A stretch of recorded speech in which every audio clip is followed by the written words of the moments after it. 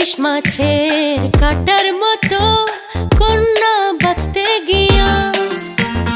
40টা বছর কাইটা গেল, হইল